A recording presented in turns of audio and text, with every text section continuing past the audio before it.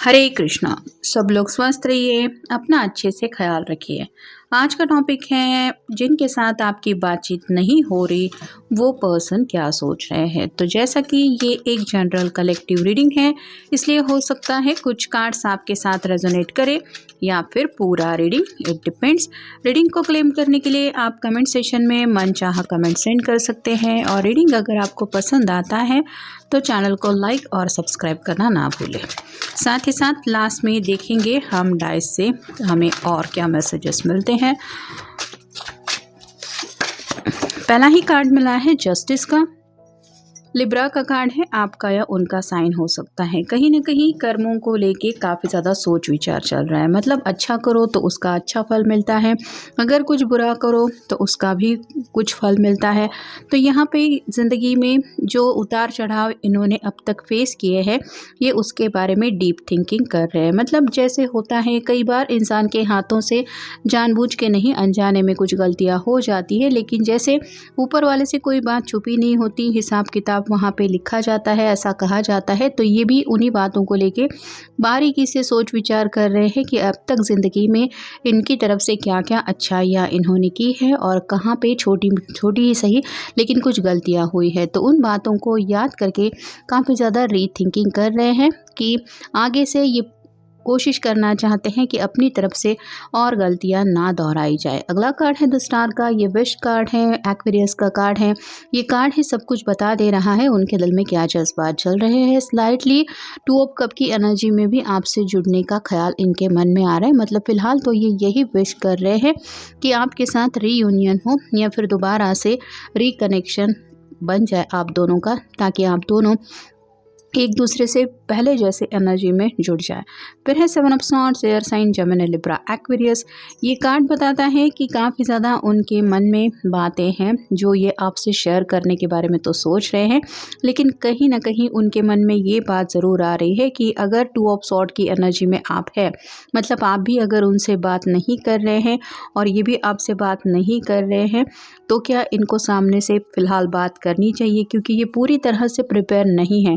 तो ऐसे में हड़बड़ाहट की वजह से और बात बिगड़ने से अच्छा है कि मैं अपने दिल की बात अपने तक रखूं, ऐसा भी इनके मन में चल रहा है। अगला कार्ड है द एम्परर।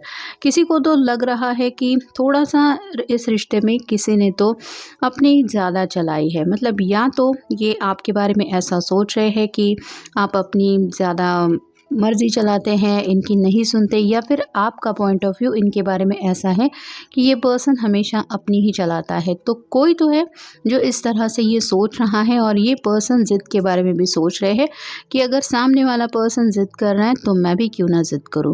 अगला कार्ड है ten of wands, fire sign, Aries, Leo, Sagittarius. ये पर्सन फिलहाल हेवी स्ट्रगल से गुजर रहे हैं। मतलब आपके लिए जज्बात तो काफ़ी ज़्यादा है, लेकिन आप तक ये जज्बात पहुँच नहीं पा रहे हैं।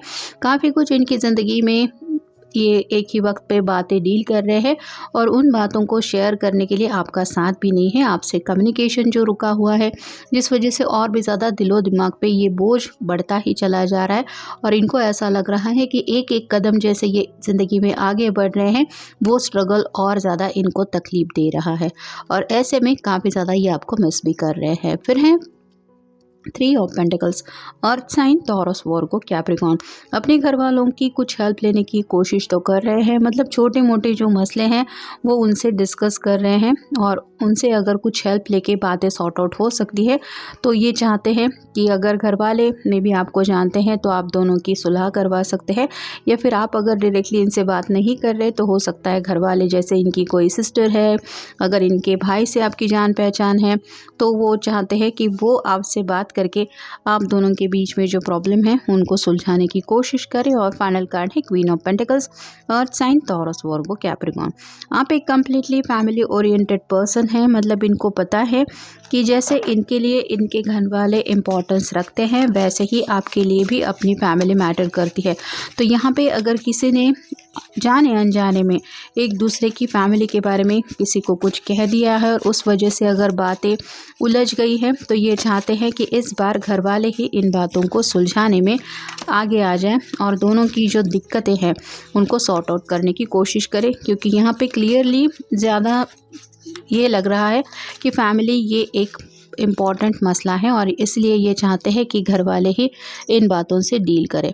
आई get constant reminders of you. ये चाहते हुए भी आपको अपने दिलो दिमाग से हटा नहीं पा रहे हैं। आपके साथ बीते हुए पल, आपसे जुड़ी यादें, आपकी बातें, वो सभी इनके मन में बार बार ख्याल आ रहे हैं। इस वजह से और भी ज़्यादा इनकी हालत ख़राब हो रही है। I need to be intimate with you. जैसा कि हमने देखा स्टार के एक्वेरियस के बिल्कुल ऊपर ये कार्ड आया है। इनके मन में पैशनेट जज्बात इतने ज़्यादा हैं कि इनको लग रहा है कि ये दूरियां बस अब जल्द से जल्द ख़त्म हो जाए हमेशा के लिए। No one else understand me. इस दुनिया में जैसे और कोई है ही नहीं जो इनको समझ के ले सकता है सिवाय आपके। तो आप नहीं हैं और इनको लग रहा है जैसे पूरी दुनिया जो है वो उनको गलत समझ रही है और ये किसी को भी समझा नहीं पा रहे हैं कि इनके दिल में असलियत क्या है या फिर इनकी हकीकत क्या है। तो और भी ज़्यादा फ्रस्ट्रेशन की एनर्जी में है। लेट मी स्पॉइल यू का कार्ड बताता है कि आपके लिए शायद इन्होंने अब तक फुर्सत के लम्हे कभी निकाले नहीं है।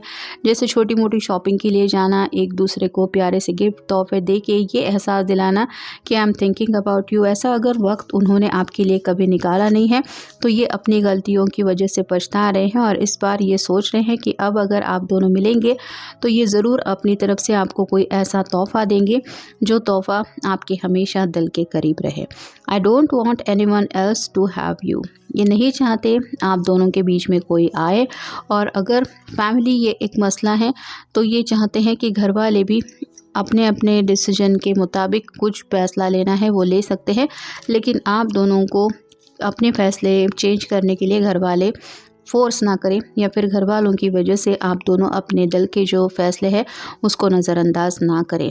How do I approach you after all this time. तो वक्त जो है वो रुक नहीं रहा है। काफ़ी ज़्यादा एक के बाद एक जैसे वक्त की जो सुइयाँ हैं वो इन्हीं को चुभ रही है और इनको समझ में नहीं आ रहा कि इस दौड़ते हुए वक्त को मैं कैसे संभालूं या फिर ऐसे दौड़ने वाले वक्त में मैं अपनी ज़िंदगी की जो गाड़ी है वो कैसे ट्रैक पे लाऊं।